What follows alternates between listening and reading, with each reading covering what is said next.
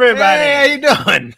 Welcome to the Wrestling Through the Years podcast. I'm the armchair quarterback, Dizzle, and I'm here with the biggest and best mind in wrestling history, Eric. the wrestling encyclopedia himself, the man with the beautiful beard, Dutchy's here. Hi. And the man that puts the E in enormous penis, Eric's here. What's up? How's everybody doing today? Pretty good. Good.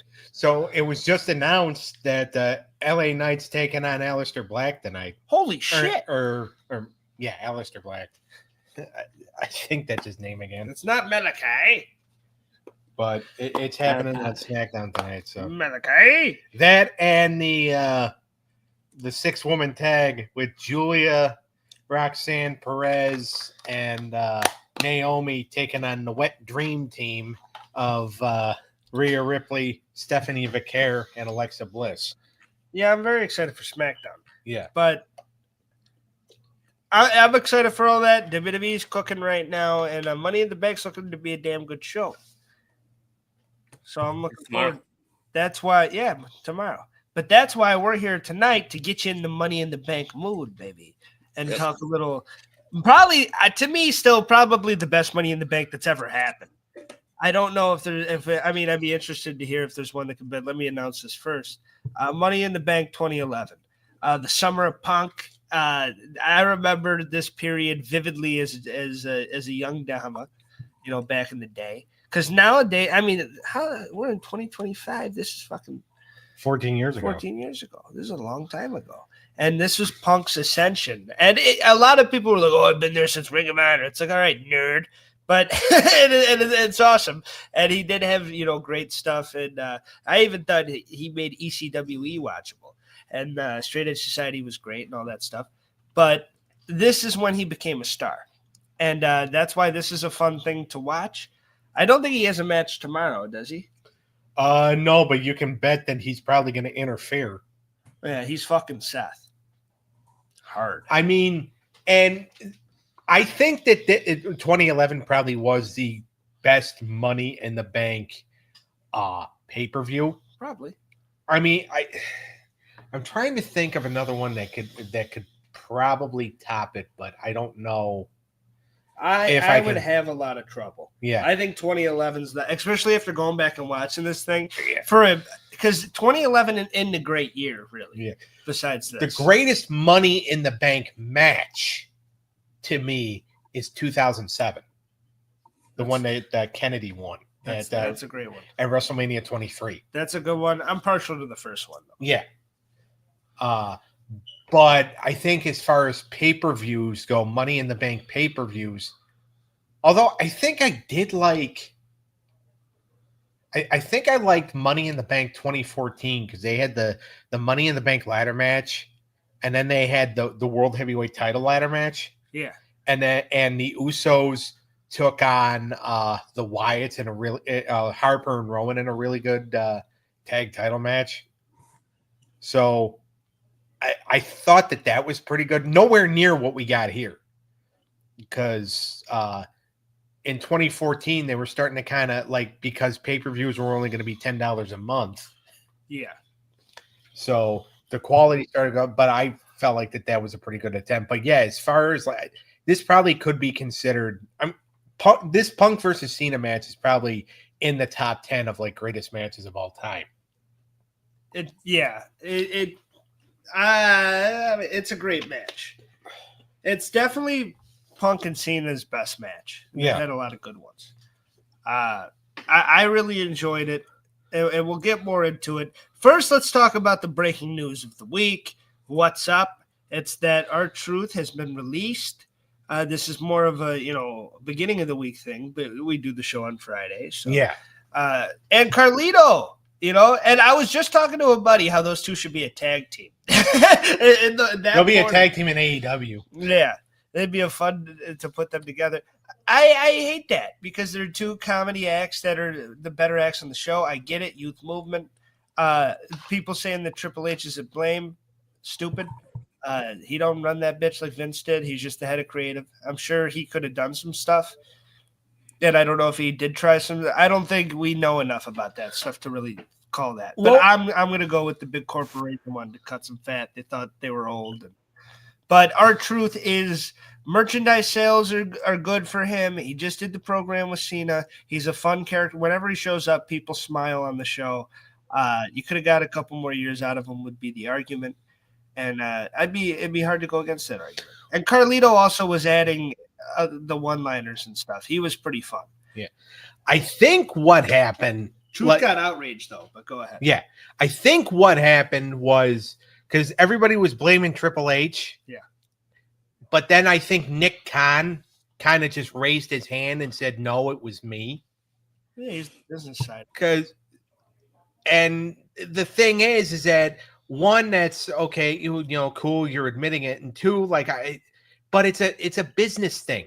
He saw that these two guys had contracts that were pretty fat and they were coming up. Now, I don't know if they were offered smaller deals. It's being said that Truth was being offered a smaller deal, but he turned it down. So if they were offered smaller deals but turned it down, it's just like, okay, I get it. You were still trying to keep them, but on, you know, pay cuts, which, by the way, if you're trying to save money, I understand that. Now, you just went through some budget cuts. I get it.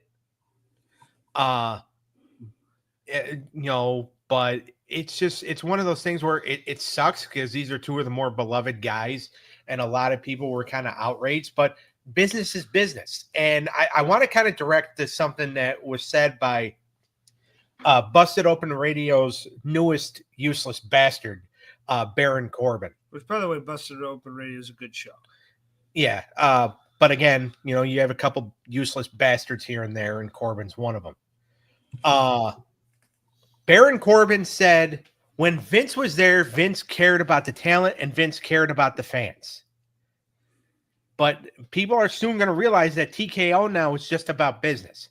First of all, you bald-headed buttfucker. If Vince cared about the fans, you would not have been pushed. He would have realized how much you fucking sucked. All right? You are one of the reasons why the company was dog shit, is because Vince would not stop pushing you because you're a big, tall guy. You look like, you're basically, when you shave your head, you look like a penis. You and Sam Roberts can form a tag team called the Penis Brothers. So don't tell us, oh, Vince cared about the fans. If they cared about the fans, he would have realized how fucking useless you were. Make sure that's a short. I love that. That's your catchphrase now. Can I go off on Jonathan Coachman? I agree with you. And my point to Baron Corbin would be that it's always been about the almighty dollar. No matter if you're a wrestling promoter since back in the territories, you're there to make money. You can care about the fans. You can care about whatever you want. This is a business, and they care about what's in my pocket, which is my wallet. They want you to buy the merch. They want you to go to the shows. They want you to spend the money and give them that's why the tickets are so much nowadays. That's why they're making so much money. It's always been about money. It's not about loyalty to the fans and shit. And you do show that with some stuff. But the loyalty to your guys and stuff, this is a come and go bit. When you're not being used, I guarantee you Truth will be on a Legends contract. And I'm not defending the big corporation. I'm not defending WWE. I think he could have kept Truth around for a couple more years. Well, TNA's already looking at him. Yeah, and he was providing to the show. So I don't it's a little jarring as a viewer when you don't write somebody off. And unless they do something on Smackdown for him, and we all can look stupid. But just seeing the clubhouse on Monday, the whole Judgment Day, and Carlito's not there, and then the symbolism of the PS5 not being there. And that's all Carlito left and he took the PlayStation with him. That's like the only justification you get. And it's a little jarring. I was into Braun Strowman. I saw him live fight with Fatu before WrestleMania. Now he's gone. I understand that was more health stuff, so I understand that. So I'm not gonna harp on that.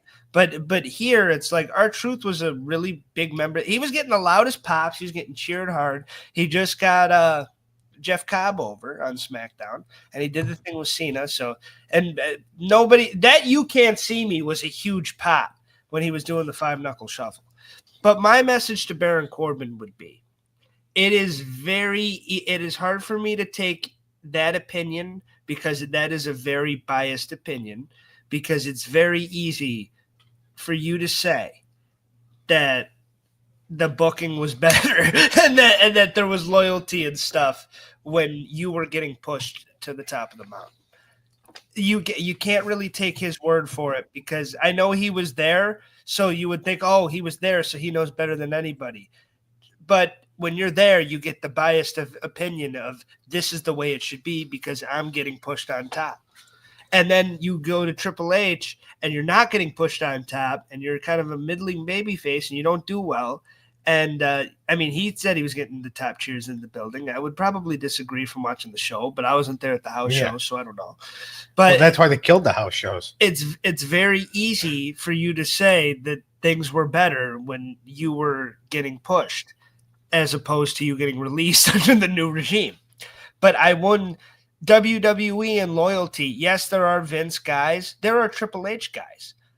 Do you not think that Seth will not be there forever? Seth is a Triple H guy. Seth will be there forever.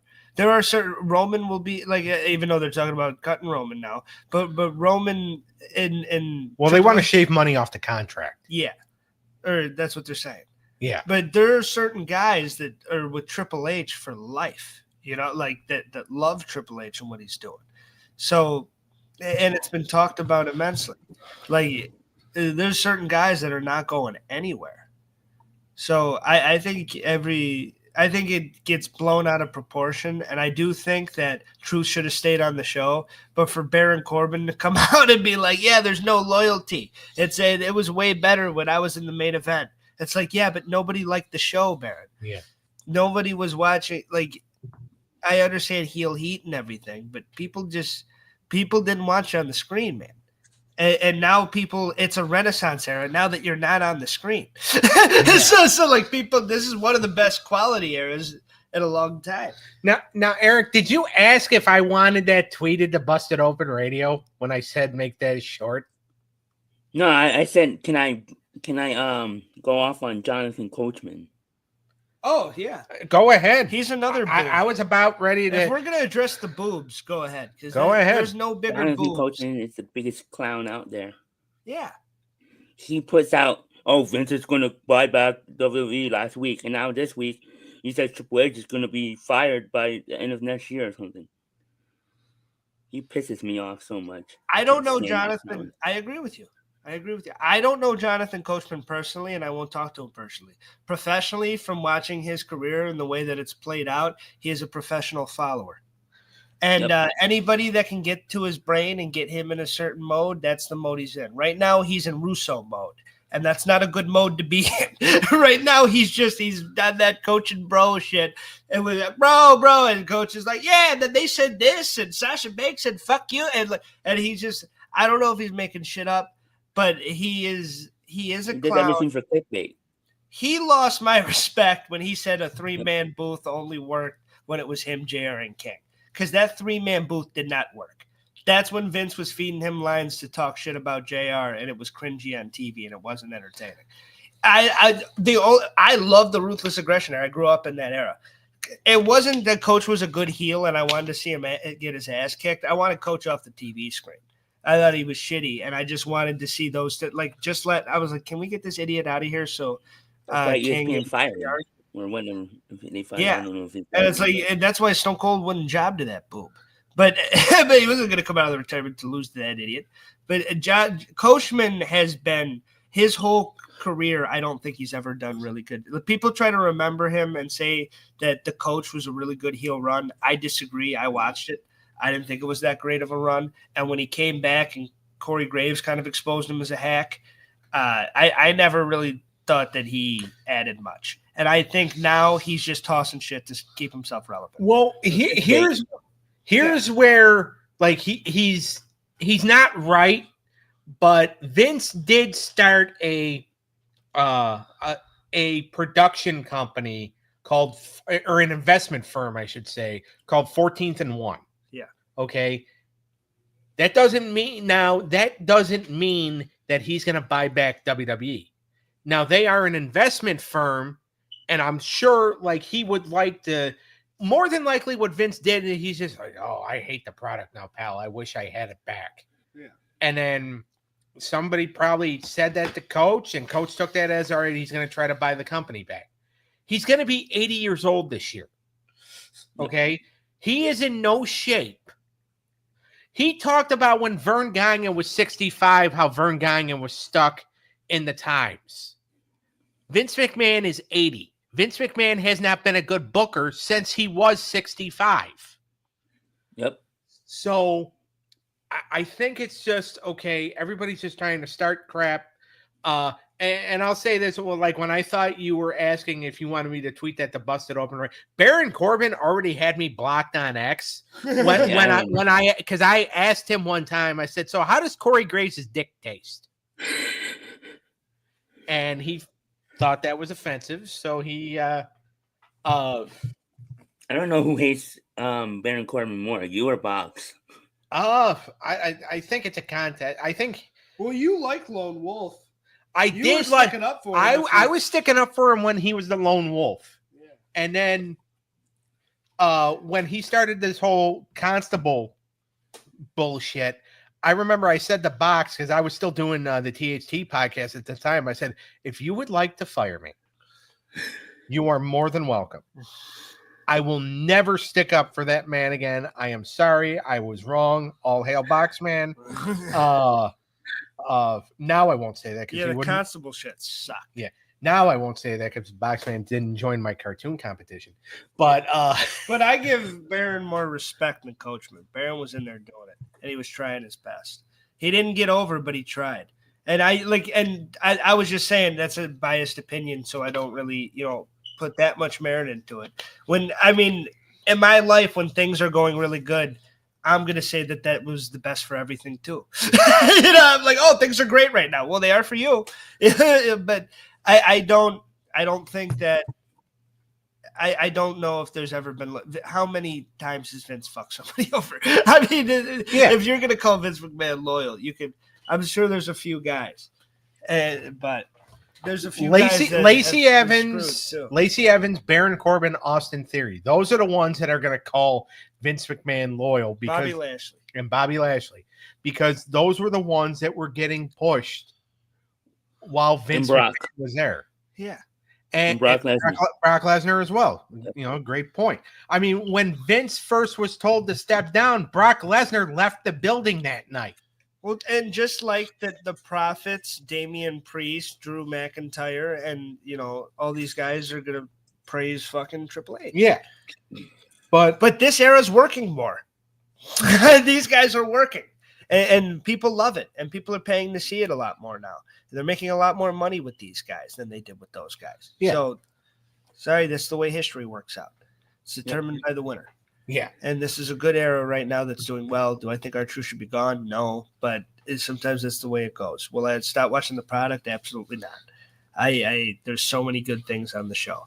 Truth was one of those, and it sucks that he's gone, but hopefully they do him some justice or give a little salute to him. But what can you do? So sometimes business is might be back in a year or two. You never know. He's gonna get inducted into the Hall of Fame. I can almost guarantee that. Who's winning the case tomorrow? Male first. Eric, go. Seth Rollins. All right. I'm gonna be a little out there, and I'm gonna say El Grande Americano. Holy shit! Can CM Punk prevent him from winning, and then he can steal it? It's been done before. Brock took it, didn't he? Well, because Brock took. If somebody gets taken out, because remember when Brock did it, Sami Zayn got taken out of the match, and they didn't replace him until Brock came out at the end. Yeah. Okay. And then he came out because Brock Lesnar can do whatever he wants because he can eat human beings whole. Mustafa Ali's face was hilarious during that, though. Because I'm wondering if CM Punk comes in, knocks Seth Rollins out, and steals a briefcase. That would be cool. And it was funny about like Mustafa Ali because he was told like right beforehand, he goes, just so you know, we have somebody else that's going to win it. He's going to come out at the end. And Mustafa Ali's just like, Brock. And Vince is like, just go out there, God damn it, and do the match. And then he's like, he's going to knock you off the ladder. So he comes out and Brock, who's always just like fucking. Yeah, Ali thought he was winning the match when he entered the building. Yeah. And Brock comes out, and Ali's just like, oh, shit, what if he comes in and just fucking throws the ladder over and I go falling on my head? And then Brock comes in, grabs the ladder and goes, you ready up there, kid? And Ali's like, just don't hurt me. And Brock's like, okay. And he just gently pushed the ladder over. And then Brock's fucking hilarious. And then Ali took the hit on the ropes or whatever, and Brock went over to him and said, "You okay?" He goes, "Yeah, I'm fine.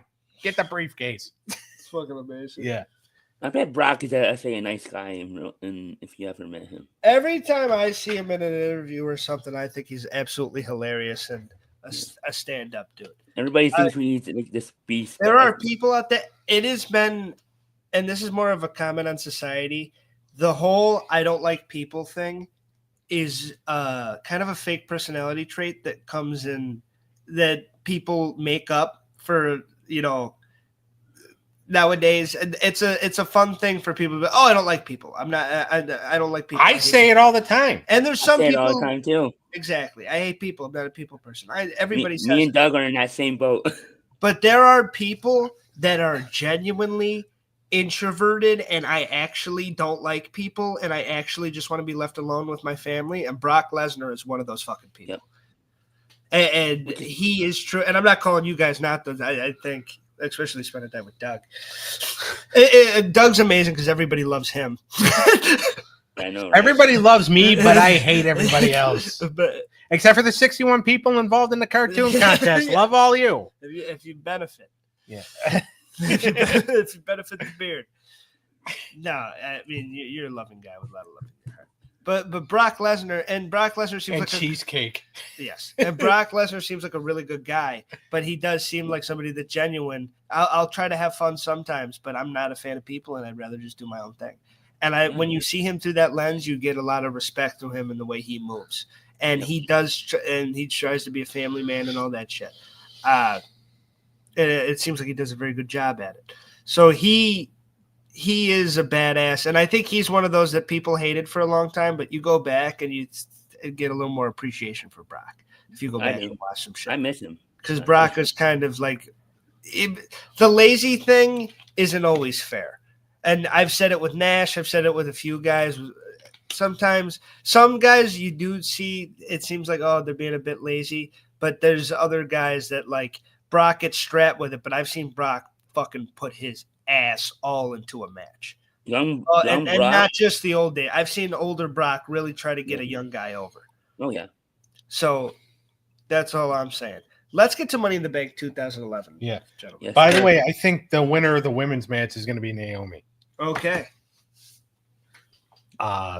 Men, I'm going to LA Knight.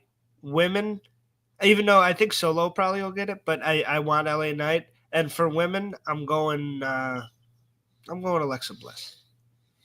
I'm going Naomi. Naomi needs it, and that would be cool. She needs it the most. Stephanie Vaquer doesn't need it. Julia doesn't need it. Roxanne Perez doesn't need it. But it's star power. The three of them have star, especially if you're gonna get Stephanie Vaquer and Rhea Ripley in a match. I know you're gonna get it tonight when they form the Wet Dream Team.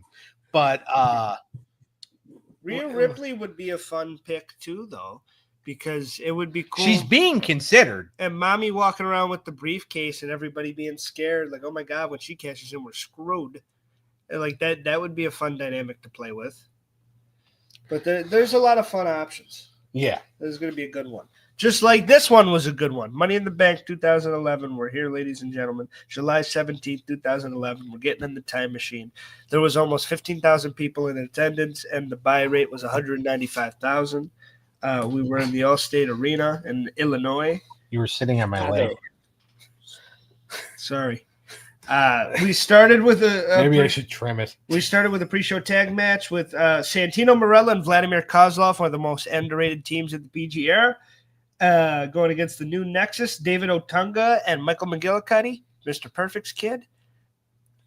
Tag title match, right? Tag title match. And Santino and Vladimir. Actually, I don't think it was for the tag belts. Santino and Vladimir won. Okay, yeah. So it definitely wasn't for the belts because McGillicuddy and Otunga didn't drop them. I remember Otunga was supposed to be this next big thing.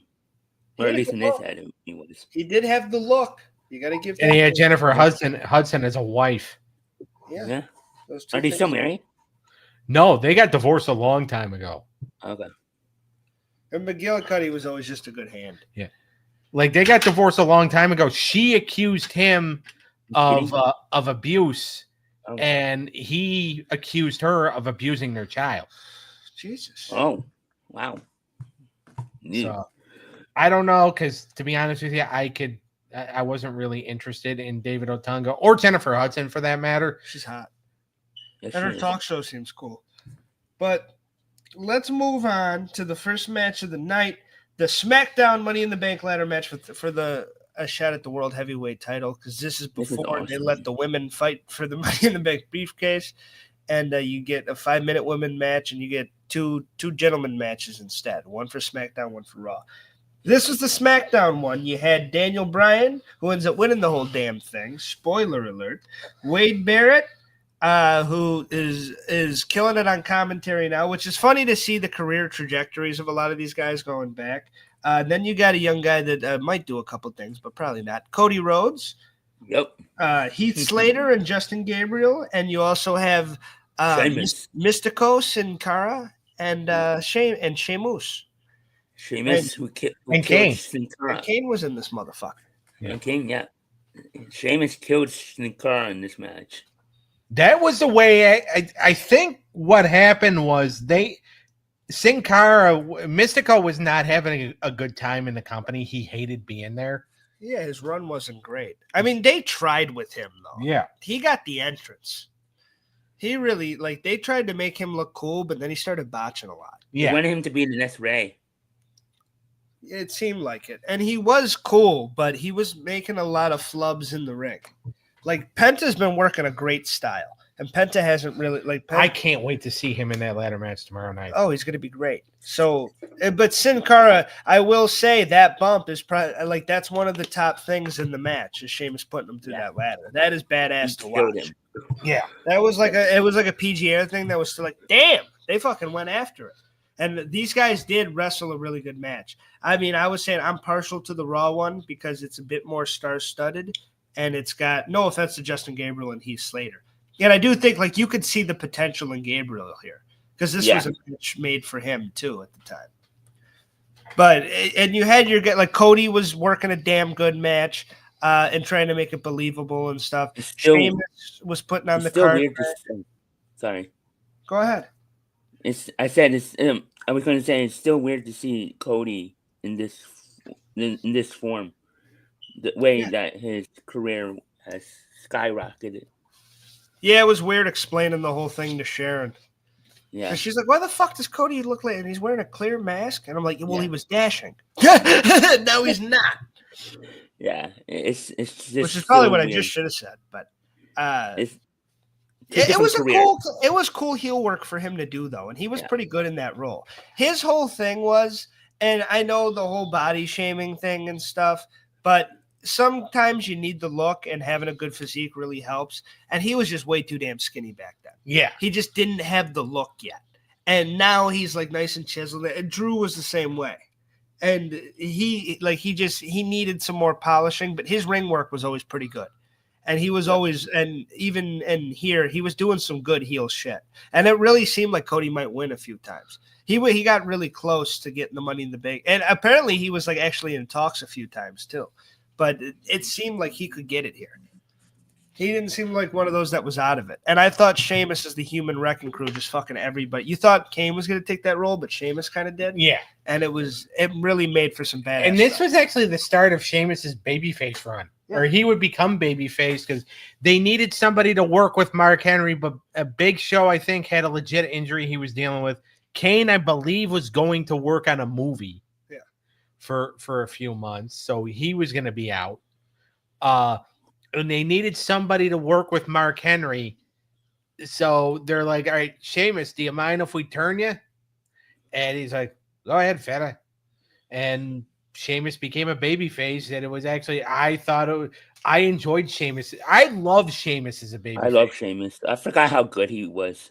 Yeah. He is a fun-loving babyface. I enjoy him as a heel too. But he is a fun Irishman. I love the fight, the Finley type deal. I think is fun with him. And the banger after banger after banger, like it's just badass. And the promo he cut Monday night when he was just the whole thing with Rusev, and he looked at Rusev and said, "I bully bullies." Yeah, and it's just like, dude, you were one of the biggest bullies back in the day. But the fact now that you're sticking up for people like Tozawa, you know, he's sticking up for the smaller guys. It's just like it warms my heart. It is fucking bad. He's like the big brother. Yeah, he is, and it really, and he's good in that role, and he was really good here in this match. But this pay-per-view is a crazy reflection on the whole PG era and who becomes the stars. The fact that Daniel Bryan wins the first match and gets his first ever like shot at a world title, and CM Punk becomes a superstar in the main event. Yeah. And those two guys are kind of like when you say PG era, who's the stars? And besides John Cena, if you're going to say the breakout guys that were doing great shit, you'd say Daniel Bryan and Punk. I know Bryan's not loved in this household, but still, objectively, those two guys are the superstars of that era. Yep. And they really showed it here because Bryan it was over and the crowd was cheering. And it was a fun moment when he got the briefcase. And I thought the fact that he kept trying and he like almost got it and then he almost got it and then he finally got it. It's like, fuck yeah. And Cody was kind of doing the similar thing that both of them like had a lot of opportunities to climb, but kept getting cut off by other guys in the ring. The dynamic in this match was really good. You do have in these matches, sometimes you get the odd duckling of we're trying to get this guy over. So let's throw him in the Money in the Bank match. And Heath Slater definitely falls in that category. They were still trying to keep that new Nexus stuff hot. Or the core. Yeah. Right? Well, because the core, I think it actually after Capital Punishment, didn't they? Yes. Yeah. And the funny thing is that Ezekiel Jackson was the Intercontinental Champion at the time, and he was nowhere to be found on this fucking show. Which another crazy part of this show is seeing all the promo be stuff from Capital Punishment, which was such a nothing burger pay-per-view that no one gave a fuck about. Going back and watching it's actually kind of a fun event. And if you're an R-Truth fan and you're really actually upset, you're not faking it, go back and watch that because that's an R-Truth pay-per-view main event that doesn't happen very often. Yeah. But it's weird seeing a bunch of promo like based around an event that nobody ever really talks about. And that was a weird one where they were being patriotic out of nowhere. And they had the caricature of Obama and all that shit. But Money in the Bank, this match, like I said, the Raw one, I do prefer, and we'll get into it later. I do still think that this was a solid fucking match and something that I think is worth a watch and worth the view. It's a really good match where everybody's working their ass off. We're going to start ripping off Siskel and Ebert a little bit, and we're going to give our rating, but we're going to say if it's a 2.5 and higher, it's a thumbs up. Okay. And if it's lower than a 2.5, it's thumbs down, and you don't recommend it. And this is if we would watch the match again or not. I would give this a thumbs up, and I would say to watch this match, and I give it a 2.7. I think it is a solid Money in the Bank ladder match. I do think there's a lot better in history to go back and watch, and I think there's even better on this card. But this was a fun match that got everybody involved. And the guys that you wanted to feel important did so. Yeah. I'll say 3-1, so I'll give it a thumbs up. I'll go, but yeah, it was a good match. I did enjoy it. I can see where you say, and I kind of do agree with the fact that the Raw one was a little better. But I did enjoy like some of the spots these guys did. Yeah. So I enjoyed this one better, but yeah. So I give it a 3. 3-1. I give it a 3. All right. So we Solid will 3. recommend that one. Yeah. No decimals for me tonight. I'm representing for Clinton. Now a match. It's just because you got a fucking letter from his attorney saying quit using decimals. Now, to me, a match that I really can't recommend, even though it features somebody that I wanted to be my wife for a very long time, and I'm not talking about the Bellas. Speaking about wet dreams, we have Kelly versus Brie Bella. Brie's got Nikki in her corner, and Eve is in Kelly's corner. Now, the one of the big negatives of this show for me as a whole is the commentary. This is one of the worst teams in history. yeah, Because heel Michael Cole was not good play-by-play. Whether you like the segments is objective, but the play-by-play was objectively terrible, and him like just tearing everything down and being a dick, but also being a play-by-play guy doesn't work. And him and Booker and their dynamic and arguing, it just is cringy and stupid and not entertaining. And him like bullying King, and King's just like, yeah, whatever. I didn't like it. But the one thing I will say is I like how they kind of acknowledge. It was Booker. I like some of Booker's lines on there. I thought Booker kind of saved it from just putting it on mute the whole time. And one of the lines he said was during here when or it might have been King that acknowledged that the Bellas were dressed the same. And even though it seems a little like, oh, obviously you're going to, but I like how they kind of touched on that. And then Cole's like, no, they're probably not going to. And they're like, dude, they're dressed the same. They're going to pull the twin magic and try to fuck Kelly over. But I like how they kind of played into that a little bit. and I think because what was funny here is that like if you notice in like 2013, 2014, you know, when they had their big run, Brie and Nikki, like, yes, they were twins, obviously, but Brie had darker hair. Yeah. Or no, Nikki had the darker hair. Yeah. And then Brie had kind of the, had like the brown highlights or whatever in there. And Nikki tanned more than Brie did. Yeah. Here in 2011, they looked exactly alike. Yeah, it worked. I thought it was Nikki in the ring. I didn't realize it was Brie. Yeah, it's a lot harder to tell. Yeah. But the one thing about this run of the championship run with the Bellas and the one that comes later is Nikki is such a better worker than Brie. Yeah. Whether you like it, I mean, the personal opinions aside, if you're just going on watching the wrestling, I would much rather watch a Nikki Bella match than I would a Brie. Well, and that's the thing is that, like, horrible person, John Cena did right by, getting that diseased vagina out of the house. All right. But as a worker, which is funny because Nikki Bella at one time was engaged to one of the worst fucking workers in the game, in Cena. And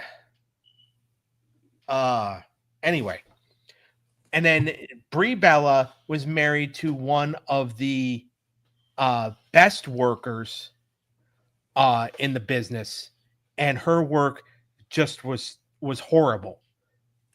Yeah, it's hilarious. I think Brie has a better personality, and I think Nikki's better in the ring.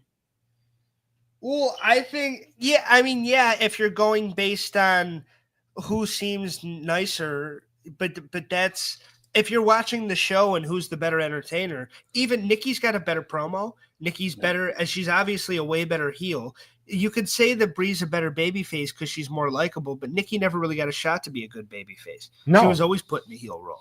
And I think she was always more entertaining on screen than Brie. I think Brie has always kind of been a nothing type like character. And she kind of tried to ride off, just being with Brian, but I never really believed her in the ring. Nikki made me believe a few times. And Nikki did have a few performances, especially when they were letting them really put on matches. Like when they were talking about the Divas Revolution and just give the Divas a chance. If they would have gave this match a chance and Kelly and Brie would have went 15 minutes, we would have been trying to jump off the roof. We would have been fucking I would rather watch Doug melt his ass hair with a blowtorch than watch 15 minutes of that. Which hurts, by the way. Yeah, we've tried it. But I didn't. This match sucked, and I like Kelly a lot. She was getting better around this time, but she never really got past that glass ceiling of I can kind of work, but not really. And this is a 5-minute match. It's not given much time. It's objectively the worst thing on the show. We're not at the Women's Revolution quite yet. And I would give this a fat 0.5 star.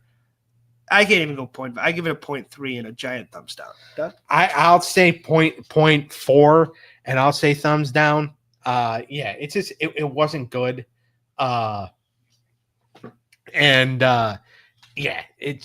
It sucked. And Eric, you remember when I tried to melt my ass hair with a blowtorch? I mean, you were more than willing to put the aloe vera on the burn spots. I was.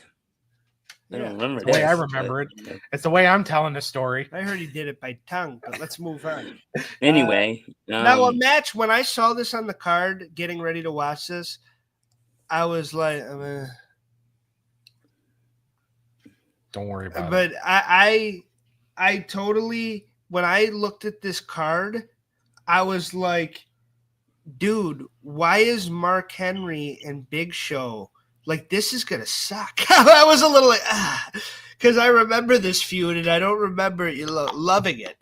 And then I go back and I watch this match and it only goes 6 minutes, but it is badass. And they really put their all into it. I thought Mark Henry and I thought Mark Henry did a really good job at looking badass and believable, and I thought Big Show was very good.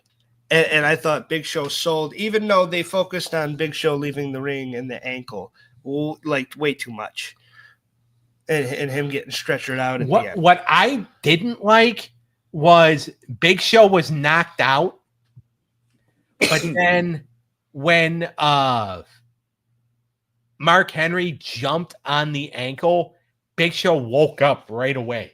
Yeah. And I get that because that happens in like a lot of movies sometimes where like somebody could be like, what movie was it? It was, I think it was the Halloween remake. And it was when Michael killed his stepfather. And the stepfather, by the way, was sleeping. And Michael came in and, slit the guy in the throat. And the stepdad woke up. It's just like, so you wake up just to die? Yeah. It's like Big Show was just laying there motionless. And then as soon as Mark Henry, belly flaps onto his hoof, he woke up. He wakes up, and it's like, to me, that makes no sense. Well, the pain was so excruciating that he woke up. Yep. He outweighed Mark Henry by 100 pounds. Well, this was a badass Roman Coliseum, like two behemoths going at it. And I would actually highly recommend this. I give this a 3-2 and a giant thumbs up. I think this is a really good match for what it is. I'm going to say 3-6, and I'm going to go thumbs up because they were finally starting to give Mark Henry a shot. Like, they really put their all into Mark Henry. Yes. Yep. Eric? I'm going to give it a 3. Thumbs up. All right. I gave the other one a 1, by the way. Oh, I'm sorry. All right. Moving on to the other Money in the Bank match for the Raw briefcase. We have Alberto Del Rio, who ends up winning, against Rey Mysterio, Alex Riley, Evan Bourne, Jack Swagger, Kofi Kingston, The Miz, and R-Truth. And like I said, when I said more star-studded earlier, now reading the names, sorry, Alex Riley and Swagger, but even though Riley was hot around this time in his little feud with The Miz, yeah, Riley was actually a pretty cool character, and I could see them kind of backstage like, why don't we just give it to fucking... He obviously wasn't ready, and it's a good thing they didn't. Evan Bourne, this match was built for him, and he's perfect in this. Him and Kofi had his shooting star off the fucking... airborne off the ladder was cool as fuck. Yeah. That guy was so exciting throughout this. You probably don't need Swagger, but I think Swagger does kind of fill a hole sometimes. And for the guy to kind of focus on the ground game and keep filled Jericho's hole in the Jericho Appreciation Society. Very good. But I think he did a very good job here of like trying to keep the guys off the ladders and keep it grounded and wear everybody out so he could get to it. All right. His motivation seemed to make sense. So 2 things. Go ahead. Alex Riley, you could tell that they really wanted Alex Riley to be something. You can tell when they give somebody really catchy theme music. Yeah, he should have been on the list last week. Yeah. But we were too busy screwing over some of our favorites. At least me Randy and Daniel screwed over Cody. Yeah, and then you and I basically double team Dusty. Yeah, for a Rhodes fan, you're really showing it, Eric. Yeah, but so they give Alex Riley a really cool theme song.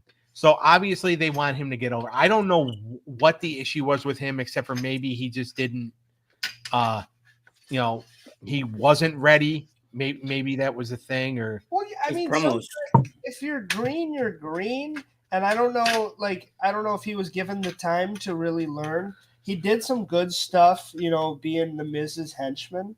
And then the feud with Miz, I think Miz really tried to make him look good, and I think he did a pretty good job. But you can really tell here with all these guys that he's the worst wrestler in the ring. Yeah, when it comes to actually wrestling. And this is also, or go ahead. There was a couple times he seemed like he didn't know what to do. Right. And as far as Jack Swagger goes, Jack Swagger, and I'm not a fan, but I'm also not a fan of the fact that he squandered opportunities, and then when he saw that other guys were getting opportunities, because I still think he deliberately kicked Dolph Ziggler in the head as hard as he could to screw up Dolph Ziggler's world heavyweight title run. Do you think he poked Wade Barrett in the eye on purpose too? Or no, he rammed Barrett's shoulder into the barricade. Yeah, I do. Well, not necessarily did he do that on purpose. I just think he's a klutzy jackass who doesn't know what the hell he's doing. Yeah. But still, even with all that being said, I think he's a better worker than Alex Riley. Oh, 100 times better worker than Alex Riley. It's just, sometimes when you get in your own head and you don't get your way, it's like you screw up, and it may not be your fault, but you have to listen. And if you don't listen, then bad things are going to happen. You're going to cause incidents in the ring. Bad things happen sometimes. Yeah. And especially to Jack Swagger. But I do think that he did a serviceable job in this match. I think R-Truth was amazing as always. And what do you think of everybody starting with a ladder? That was weird. It was fun when Truth did it, but when everyone was grabbing a mini ladder and a ladder, it was like, what the hell are we doing here? It was fun, but also it was weird, but I did enjoy it a little bit. Yeah. So, but no, I did enjoy this match. I feel like 6 out of the 8 really belonged in there. Yeah. Yeah. They did, and they put out a great you could have made Evan Bourne's career and gave him the briefcase here. You know what I mean? Yeah, there's stuff like that could have been done. Kofi even. Kofi was great in this. It was kind of built for those guys doing the flippy shit, and it was kind of their time to really show that they were the shit. And they really seemed to capitalize on those moments. Overall, I would give this a fat 3.5 out of 5, and I would highly recommend it. I'm going to say 3.9, and I'll thumb it. Thumbs up. I said I liked the other one better, but thinking about it, this one was better. So I'm gonna give it a fat 4. Double thumbs up. Oh yeah, and I would agree with that. I would totally agree with that. Is it the best one in history? No, there are better ones, but I do think this is a really good one. If you're gonna watch one on this show, yeah. All right. Next up, we have the World Heavyweight Championship match for the big gold belt. Defending is Randy Orton going against Christian, who's got a sneaky little clause in there that if Randy Orton gets DQ'd, Christian gets the title. And guess what fucking happens? It's one of those stipulations where you can't beat the other guy. Yeah. So it's like, okay, I'm gonna make him kick me in the balls, so I can get his title.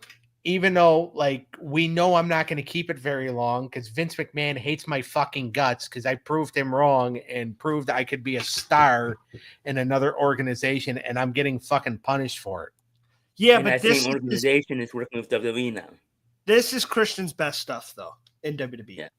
Because he's really good. He is good as a piece of garbage heel. Yeah. And I mean that actually as a compliment. Now, again, I could talk about, but I don't want to, the whole what I don't like about his AEW run now. But the fact that he can get slimy and he can get dirty. Yeah, and he's good at it. Yeah. To me, like him and Edge are both great heels and both very natural to it. I think he's better than Edge. And I always have. I really like Christian, and I think he really got to show it. He never really got to show it in WWE, except for a few things in the Ruthless Aggression era, the feud with Jericho. But this here, the feud with Randy, he really got to prove that he could go at a main event level. It's like, you know, some actors. Some actors are better at playing bad guys than good guys. Christopher Walken, I think, is the first one that comes to mind. I would agree. He's good at playing a bad guy. Nicolas Cage, I know he's had some kind of babyface roles, but yeah, he goes. Denzel Washington. Denzel Washington's really good at playing a good guy instead of a bad guy. Yeah. Like I root for Denzel Washington any day. Oh yeah. Because I think he's a he's tremendous at the good guy roles. John Travolta sometimes, like I love John Travolta, but to me he's better if he's in a movie where there's a villain, he better be the fucking villain. Who's the heel in Happy Gilmore? Christopher McDonald. He's another one. He is one of the best at being a piece. Yeah, he is so good at a bad guy in a movie. When you see him as like the corporate or whatever, it's like, oh god, And Sandler's good at being a babyface. Yeah, Sandler can't be a bad guy. He could be a douche. Yeah. But he but yeah, Christopher McDonald, that's pretty good, but that is actually like the best example. Mark Wahlberg. Huh? Mark Wahlberg? For a minute, I thought you said Whoopi Goldberg. Mark, I like Whoop. I like Mark too. Mark Wahlberg, I think, has had roles where he is very good at being very good at doing both. I personally like him in the good guy role because I like the movie Contraband. That's a great movie. Yeah. I love the other guys. I like the Four Brothers. So there you go. Those are good. Those are three great flicks to check out. This match, review them on your new show. I get it, and I even made thank you, and I even made the comment of, well, that's such a Vince thing for not supporting Christian for we're gonna give him the title by DQ. But for a heel, it works perfectly. Yeah. And it actually gets him more over than it. It's actually a great strategy, and I think it really works for him. And the fact that he had to make Randy kick him in the nuts for him to win the title, and he spit in his face, and he really got in his head. I think they could have played on him getting into his head a little more throughout the match. But I do really enjoy this match. I thought this is just as good of a wrestling match, besides the finish, as the main event. The main event has a way better finish, so it makes sense why that's on last and you're in Chicago and all that. But this is just as good as in the ring action. This was a really good wrestling match, in my opinion. Yeah. I know you like Over the Limit better. I personally like SummerSlam better, but I still think that this is a really good match, and it's a creative, fun finish. I give this another 3.5 out of 5. I think this was incredibly solid. Thumbs up, and go out of your way to watch this one. I'm still going to go thumbs up, but I'm going to go 3-2.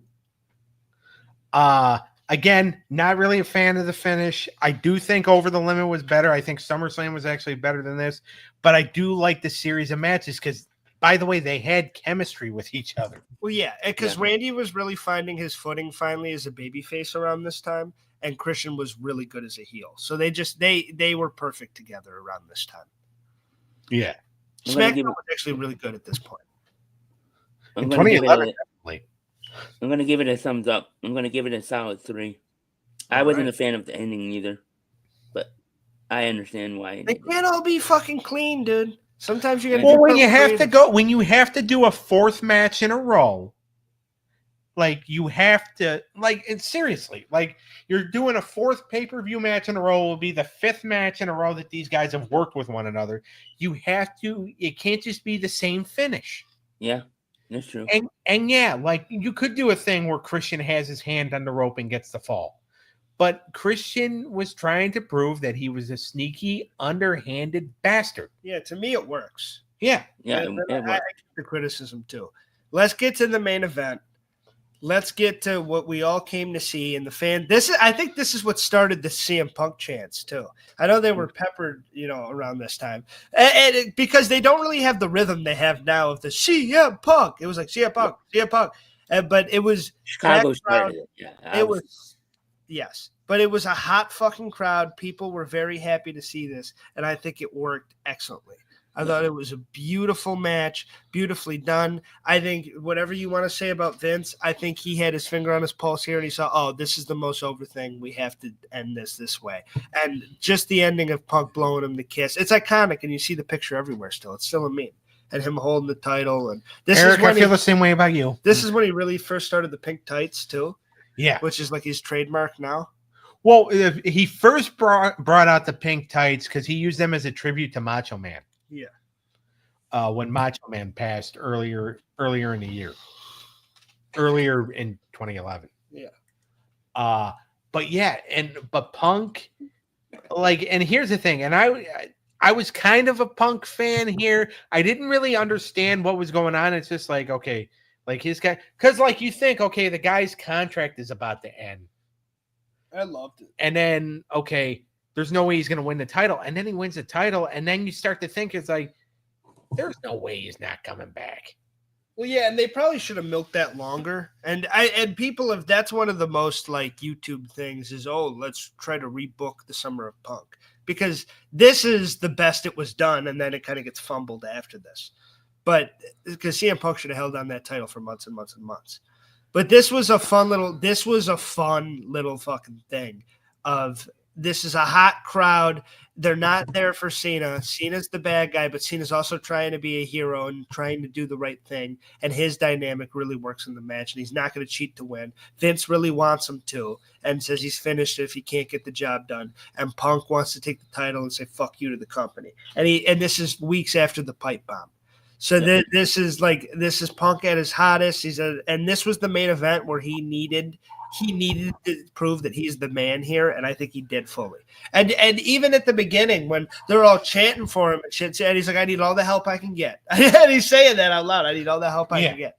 And I think it really helped his case. And this is the moment. CM Punk had a great run before this, but this is when he became CM fucking Punk, in my opinion. Yeah, and it definitely helped his character grow, because if you think about it, he was kind of over, and he was doing the whole the Straight Edge Society, and then he was the martyr for the New Nexus, where he was making the New Nexus members do stuff where they're causing bodily harm, taking lashes. He threatened to jump off the Titantron, pouring spreading honey on your testicles and go walk naked near a beehive. I don't think they actually did that, but that's one of those things that Punk would. New Nexus wasn't that great of a run, in my opinion. Well, yeah, because they took the shit members. But if you go with the feud with Jeff Hardy and you go with the feud with Rey Mysterio in the Straight Edge days, those are two really strong things from. Yeah. And that's the thing, is that the members that Punk got for the New Nexus were the shit ones. Well, yeah, because they were trying. Mason Ryan is a Batista clone that can work even less than Batista can, and I love Batista, by the way. I'm just saying. Yeah. But Mason Ryan was not. I remember when he first showed up, and I was watching this live, and I'm like, Batista's back, and I'm like, wait, what the fuck? Yeah. And as a little kid, I remember saying that, and they just didn't. It didn't work. They took the better members, went over to SmackDown and did the core, and even that wasn't going to work. The Nexus had totally. I mean, you shouldn't have had them lose to Cena if you wanted to get them over, right? At SummerSlam, but we've talked about that. But this match as a whole, and the nod to Colt Cabana when they were still boys. I mean, it's fun thinking about that now. When he suicide dives, and then he's like, "Hey, Colt," he high fives Colt. Now that's in a different light, but it was cool. Now it's a suicide dive and a flip off. Him acknowledging New Japan and Ring of Honor was so badass back then. Now they talk about it now, and it's cool now too, but it was really cool then. This match, Cena worked it perfectly. He was really trying to get Punk over, and Punk knew this was his moment, and he had to succeed. I thought every single spot here was awesome. The finish was awesome. This is a 5. This is in my top 20 of all time. I love this match. Punk walks out with the title, and that's why it's even such a great finish, because what you think, because they train you to think. And you're like, oh, Punk's leaving, even though he's so hot. So you think, and he got a lot of momentum off this pipe bomb. So you think he's going to sign a contract, but you're also like thinking like, oh, maybe he's gonna, lose and then leave the company. They're probably going to play it safe, but they don't play it safe. And Punk, it's expert booking. Yeah. And that's why I say what you want about Vince. And I know it all started from Punk talking shit about Vince, but it ended up being a really good booked main event that made Money in the Bank feel WrestleMania-like. Yeah, and that's the thing. And by the way, I'm gonna give it a 4.9. And I'm taking like the little point off 2 words, John Laurinaitis. Even though it was fun to see him get punched in the mouth. Yeah, he was barely involved.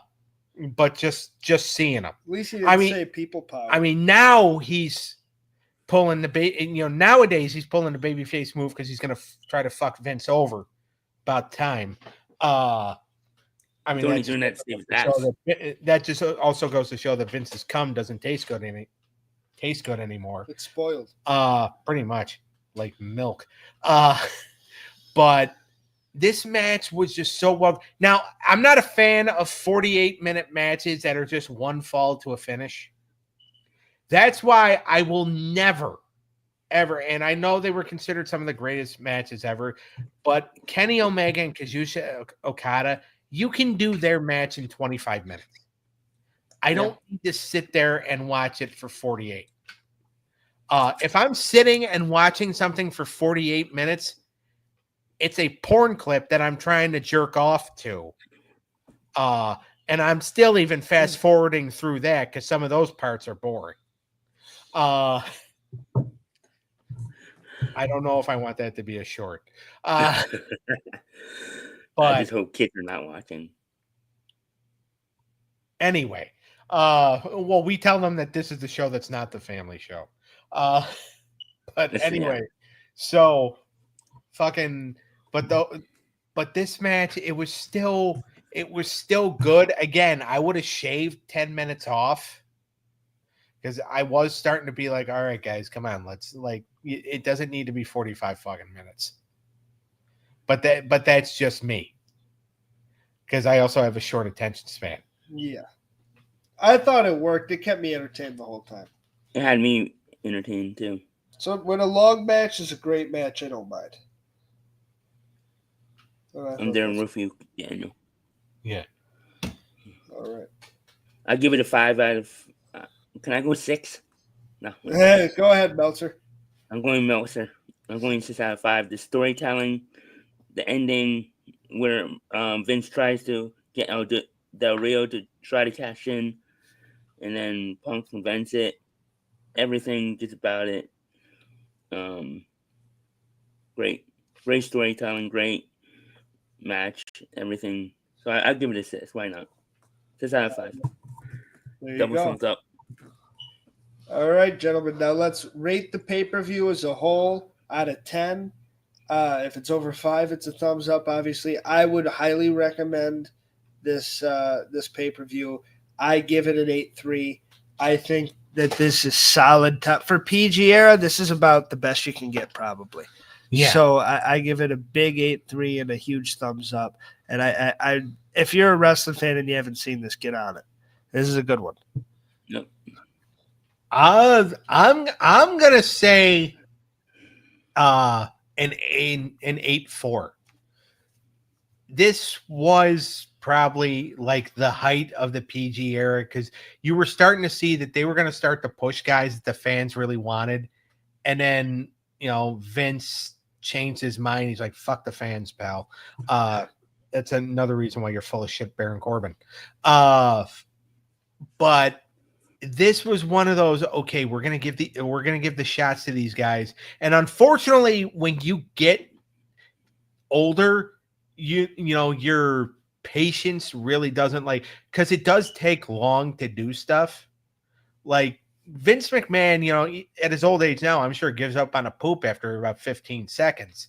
Yeah. But you have to fucking just keep, keep the patience, keep your patience, and just let the stuff just go. And unfortunately, he didn't do that. And he's just like, oh, I don't think it's working. It's only been 3 weeks, but I'm cutting it now. So it's just like he just had no patience. But this was such a perfect event. It was probably the best of the PG era. Yep. Great pay-per-view. I'll give it a 9 out of 10. Double thumbs up again. Highly recommend it. I will go back and watch it again. I'm actually rewatching it now, so. All right. What are we doing next week, folks? You want to know? Because we're on the road to Night of Champions, we are going to be talking about the history. Next week, we're going to be doing the WWE Championship. We're going to be talking all about the history, our favorite title matches, our favorite holders of the belt, our least favorite holders of the belt, our favorite designs of the belt. The WWE Championship is the topic of next week. Ooh. So we will be talking belts next week, and specifically the biggest prize and the biggest company in wrestling ever. So next week we'll be doing the WWE Championship. The week after that we'll be doing the big gold belt. Now, we probably are going to pre-record next week. Yes, because it is Father's Day weekend and we have a visitor coming. Yeah. Just let me know what day. But that's what we'll be doing in the next couple of weeks. We will see everybody next time. Well, first, let's get to Doug. What are you doing on the cartoon show next week? Tomorrow. Well, so because it was pre-recorded last week, spoiler alert, at the end of the episode, I'm having a fucking meltdown. It is. Oh, yeah. It is Ninja Turtles versus Pokemon tomorrow. Sean does his best Cleet Blakeman impersonation. For anybody that doesn't know, Cleet Blakeman was the referee that fucked over the Bills in the AFC Championship game. So Sean thinks he's Cleet Blakeman tomorrow night. But yeah, Ninja Turtles versus Pokemon in the last quarterfinal matchup of the Cartoon Classic, and the semifinals start next week. And that's tomorrow at 7. Yep. Say it again, Eric. 7 p.m. Eastern time tomorrow night on youtube.com/WhenTunesCombine. Yep. Check it out tomorrow night. And for everybody that wants to see us and connect with us, the Wrestling Through the Years Facebook is where it's at. And also check out the YouTube channel and come fuck with us. And check out my Twitch channel. So. And check out Eric's Twitch and check out Eric's betting stuff and his sports show. And if you need the best picks on planet Earth, Eric's the man to go to, baby. Yeah, sometimes. You're the man. Do we have anything else? I think that's it. I love you guys to death. We'll see you around. Eric, you'll take care of the shorts, please? Yep. All right, cool. I'll have to take care of that tomorrow night, too. Just remind me. All right. I will. Yep. Later. Later.